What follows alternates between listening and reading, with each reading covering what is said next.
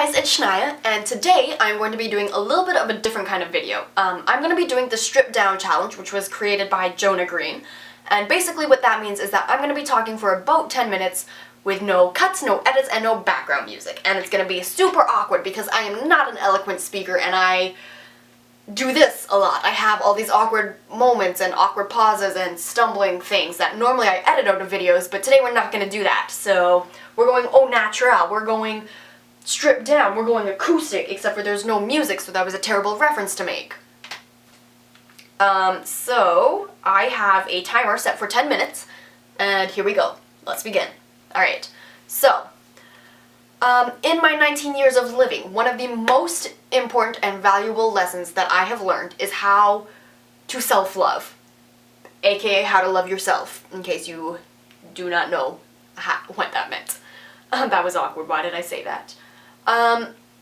I feel like in life, you need to be your own best friend, you know?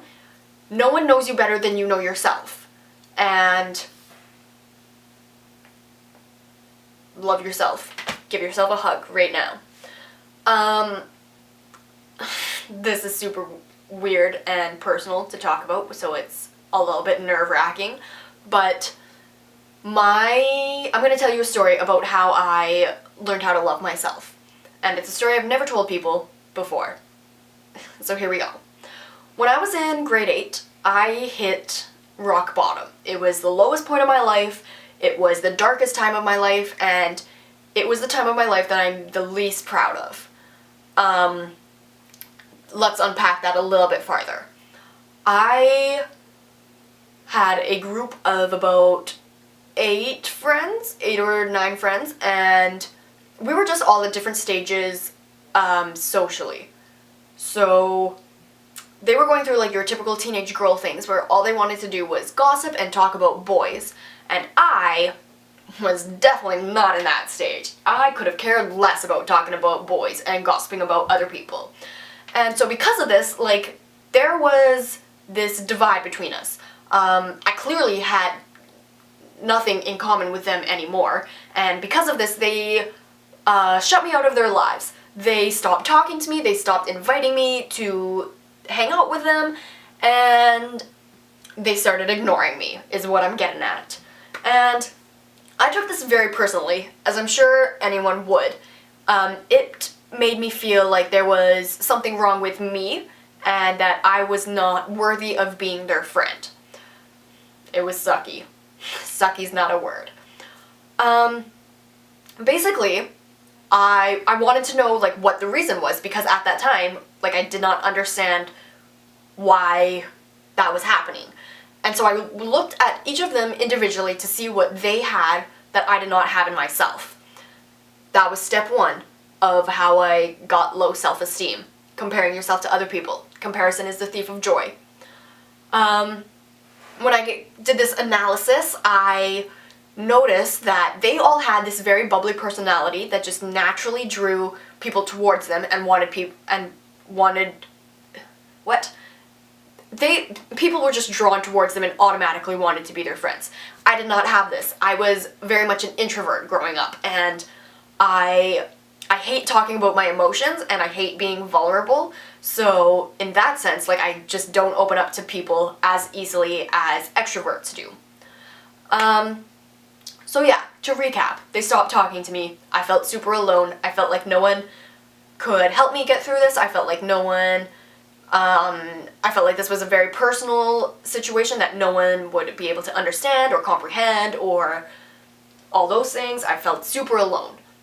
I felt that, okay, we're gonna divulge a little bit here.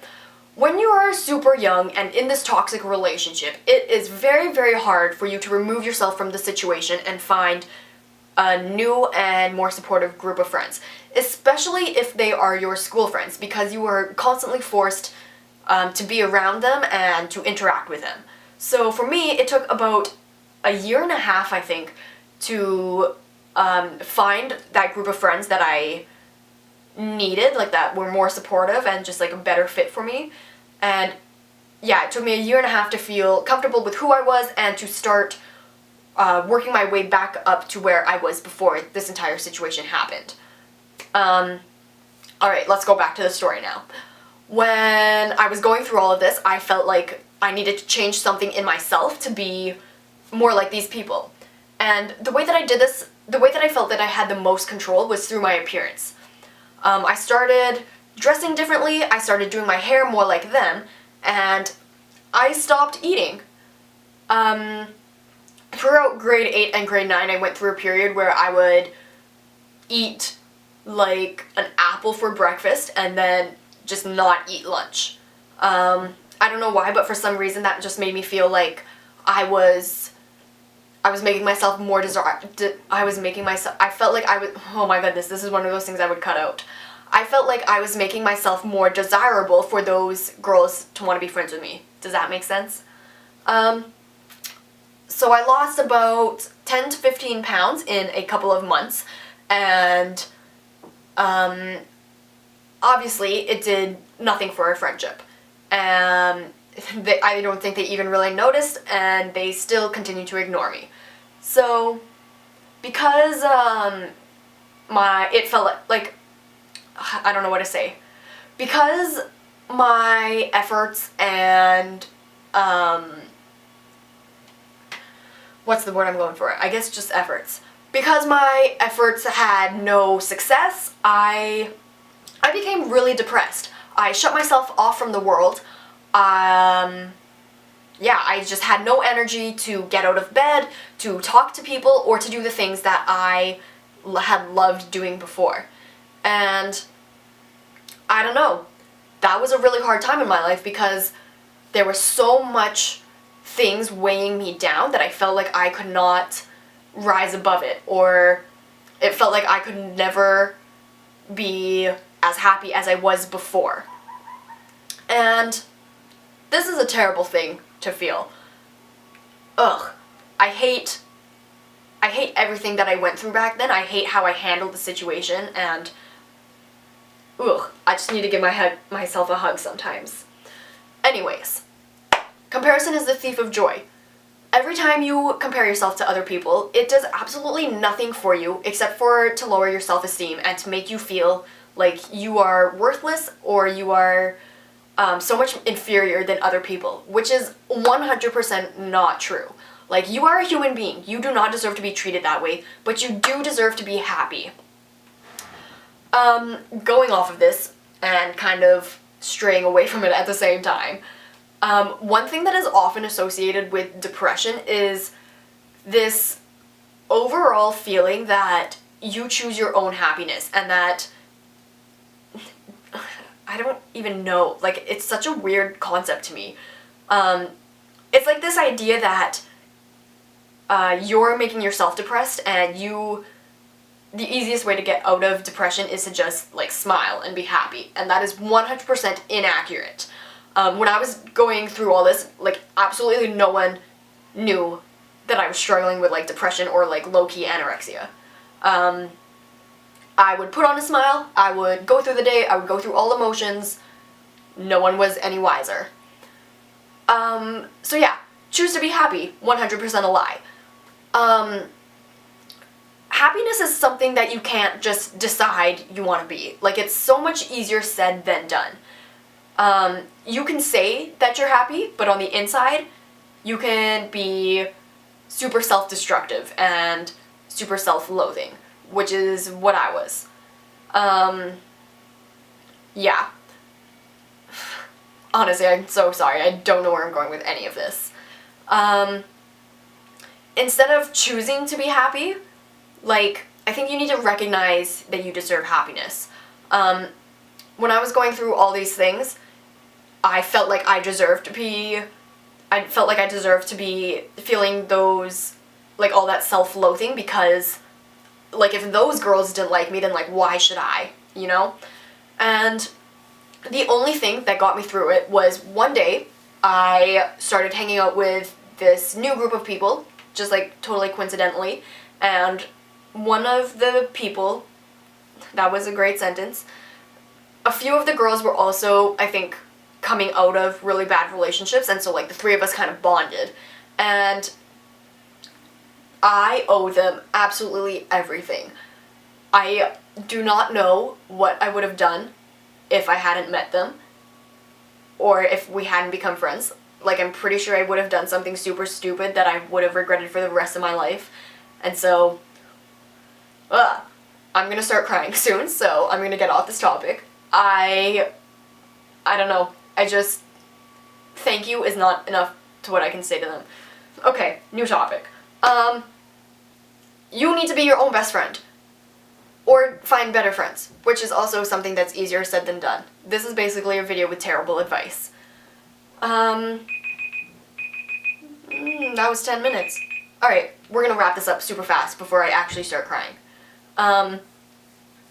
The friends that you make are super, super important. There is this other quote that is, you are the average of like the 4 or 5 people. So don't find people that are gonna bring that average down. Find people that are going to help you elevate that average and make you the best person that you can be. Because at the end of the day, like, it's your life, you know? I don't want you to go through your life feeling like you are worthless or that you don't deserve to be alive. Because, I don't know, life is pretty cool. That was my good advice of the day. If you are ever struggling with anything, absolutely anything, even if it feels like nothing, it's still something and you want to talk to someone, please do not feel afraid to message me. I will always respond, and I will do everything absolutely possible to either help you get through it or to just be a support system for you. My camera stopped recording. I swear it was not me. I'm just gonna wrap this up super fast. I don't know if that last part recorded, but if you absolutely need anything, whether it's just a friend to talk to or someone to rant to or just you want to get things off your chest, please do not feel afraid to message me, because I absolutely do not want anyone to go through the things that I went through. And yeah, I love you all so much. I hope that this video made sense to you. I hope that this video helped you, maybe, and I hope that you love yourself. Lots of love. Spread the love. Feel the love. Give yourself a hug once in a while. Eat more carbs every once in a while. Do things for you. Have date night with yourself. Date night for me is every single Monday. It's a fun time. Pizza and Netflix. All day, every day. Just Mondays. Okay, I'm being super awkward right now, so I'm gonna leave. Thank you guys so much for watching this video. I love you all so much. Until then, stay out of trouble, kids. Bye.